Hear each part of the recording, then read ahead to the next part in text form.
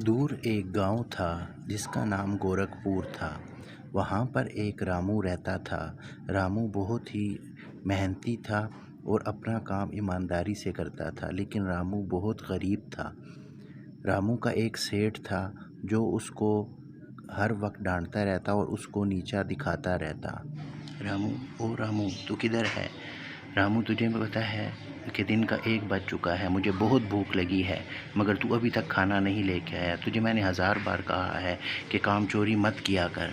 अरे नहीं मालिक, मैं तो अपने साथ ही खाना ले आया था आज आते हुए। आप कहें तो मैं पिरोस दूँ? यूँ राजू ने खाना पिरोस दिया और सोचने लगा कि मुझे भी बहुत भूख लगी है, क्यों ना मैं भी जाकर घर खाना खा आऊँ, फिर आके काम भी तो करना है। काजल, अरे काजल, कहाँ हो तुम? मुझे भूख लगी है, खाना दो, मैंने काम पर भी वापस जाना है। ये क्या, कोई जवाब क्यों नहीं दे रहा? अरे बाबा, आप क्यों चिल्ला रहे हैं? माँ तो सुवेदा आंटी के साथ पानी भरने गई हुई है और मुझे भी बहुत भूख लगी हुई है, मैंने भी खाना नहीं खाया। ये सुनकर राजू रसोई में चला जाता है और वहाँ पर बैठकर दाल चावल बनाने लगता है और सोचता है कि ये दाल चावल कैसे बनेंगे, पता नहीं गुड़िया को पसंद आएंगे भी कि नहीं। बाबा, आपने तो ये चावल बहुत ही मज़े के बनाए हैं। आपने तो माँ से भी ज़्यादा अच्छे दाल चावल बनाए हैं। बहुत ही लजीज हैं और बहुत ही मज़े के हैं। आज तो मज़ा आ गया बाबा। अरे ये क्या, आप लोगों ने खाना खुद ही बना लिया? वहाँ पर बहुत पानी भरने में भीड़ थी तो मुझे देर हो गई। मैं क्षमा चाहती हूँ, मुझे नहीं पता था कि आप आ जाएंगे इतनी जल्दी। यूँ राजू अपने काम पर वापस चला जाता है। राजू अपना काम बहुत मेहनत से करता है, लेकिन सेठ कोई मौका जाने नहीं देता उसको नीचा दिखाने के लिए। लेकिन राजू अपना काम इसी तरह मेहनत से जारी रखता है और राजू काम करते हुए वहाँ पर गिर पड़ता है। तभी राजू का सेठ वहाँ आ जाता है और कहता है, ये क्या किया तूने? तूने तो मेरा सारा अनाज ज़ाया कर दिया। तू हमेशा इसी तरह काम चोरी करता है और सारा अनाज ज़ाया कर देता है। तू निकल जा मेरे व्यापार से और आइंदा के बाद मुझे यहाँ पर अपनी शक्ल ना दिखाई।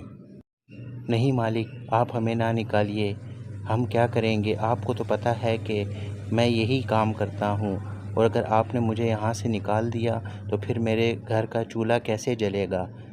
मुझे माफ़ कर दीजिए, मैं वादा करता हूँ आइंदा के बाद ऐसी गलती दोबारा नहीं होगी। ये बात तुझे मेरा अनाज ज़ाया करने से पहले सोचनी चाहिए थी। तुझे मैं हर वक्त बताता हूँ कि काम चोरी मत किया कर, लेकिन तू है कि बाज नहीं आता। अब क्या देख रहा है खड़ा होके मेरा मुंह? निकल जाए यहाँ से। अरे काजल, मुझे मालिक ने काम से निकाल दिया, अब तो हम क्या करेंगे? अब तो मेरे पास और कोई काम भी नहीं है करने को। हमारा गुजारा कैसे होगा? यही एक काम था जिससे हमारा गुजारा चल रहा था, लेकिन अब वो भी नहीं। अरे आप क्यों चिंता कर रहे हैं? आप परेशान मत होइए, कुछ न कुछ ठीक हो जाएगा। मैं ही कुछ न कुछ कर लेती हूँ, किसी के घर झाड़ू पोछा मार लूँगी। आप बिल्कुल फिक्र ना करें, ये वक्त भी गुजर जाएगा। अरे नहीं काजल, ये क्या कह रही हो तुम? तुम्हें पता है गुड़िया अभी कितनी छोटी है और उसको तुम्हारी ज़रूरत है, और तुम्हें तो पता है कि घर के भी काम होते हैं, तो वो कौन देखेगा? तो फिर आप अपना ही कुछ शुरू कीजिए, अपना ही कुछ व्यापार शुरू कीजिए। आपको पता है कि अपने व्यापार में कितना फ़ायदा होता है। मगर अपने व्यापार के लिए तो बहुत पैसा चाहिए होता है। आपको याद है जब मैं उस दिन घर पर नहीं थी तो आपने बहुत स्वादिष्ट दाल चावल बनाए थे? क्यों ना हम एक दाल चावल का ठेला ही लगा लें, बहुत ग्राहक आएंगे और हमारी खूब तरक्की होगी। यूँ रामू अपना दाल चावल का ठेला गांव में लगाने लगता है और रामू के दाल चावल खाने के लिए लोग और ग्राहक बहुत दूर दूर से आते हैं। रामू के दाल चावल बहुत स्वादिष्ट होते हैं, इसलिए उसके दाल चावल की गूंज दूर दूर गांव तक पहुंच जाती है और दूर दूर गांव से लोग अब रामू के दाल चावल खाने आते हैं। यूँ रामू खूब तरक्की करता है और काफ़ी धन जमा कर लेता है। अरे शर्मा जी, ये क्या आजकल आपने दाल चावल खाना छोड़ दिए हैं? जो आजकल आप दाल चावल नहीं लेने आ रहे, ये क्या वजह है? अरे नहीं शर्मा जी, मैं क्यों दाल चावल खाना छोड़ूंगा। असल में गांव में एक दाल चावल वाला आया है। उसके दाल चावल बहुत ही स्वादिष्ट होते हैं, तो आजकल मैं उधर से ही दाल चावल खा रहा हूँ। अच्छा, क्या नाम है उस दाल चावल वाले का? हमें भी बताइए उसका नाम, हम भी देखें कितने स्वादिष्ट दाल चावल बनाता है कि आपने हमारे दाल चावल खाना ही छोड़ दिए हैं। अरे शर्मा जी, नाम का तो नहीं पता। आप गांव में किसी से भी पूछ लीजिए, वो आपको उस दाल चावल वाले का पता बता देगा। सेठ जब रामू को देखता है तो हैरान हो जाता है कि ये क्या, मैंने तो इसको निकाल दिया था और इसने दाल चावल का ठेला लगा लिया। ये तो बहुत ही बुरा हुआ। जी हाँ मालिक, मैंने दाल चावल का ठेला लगा दिया था। आपने भी मुझे काम से निकाल दिया था, तो फिर मेरे पास और कुछ करने को नहीं था। आप कहें तो आपके लिए एक दाल चावल का प्लेट लगा दूं? हाँ रामू, हमारे लिए भी एक दाल चावल की प्लेट लगा दो। हम भी तो देखें कितने स्वादिष्ट हैं तुम्हारे ये दाल चावल, हम भी तो खाए ज़रा।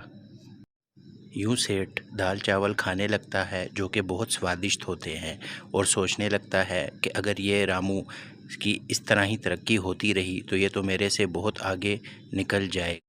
यूँ सेठ एक मंसूबा बनाता है कि रामू के ठेले को आग लगा दी जाए, क्योंकि इस तरह रामू की तरक्की भी रुक जाएगी और उसका सारा कारोबार ख़त्म हो जाएगा। और सेठ आग लिए रामू के ठेले की तरफ जा रहा होता है ताकि रामू के ठेले को आग लगाई जा सके। तभी कुछ लोग वहाँ पर रामू के साथ आते हैं और वो सेठ को देख लेते हैं और पूछते हैं कि सेठ, इतनी रात गए आप यहाँ क्या कर रहे? मुझे माफ़ कर दो रामू, मैं तुम्हारे ठेले को आग लगाने आया था। मेरे से तुम्हारी तरक्की बर्दाश्त नहीं हो रही थी, इसीलिए मैंने तुम्हारे ठेले को आग लगानी चाही। मुझे माफ़ कर दो।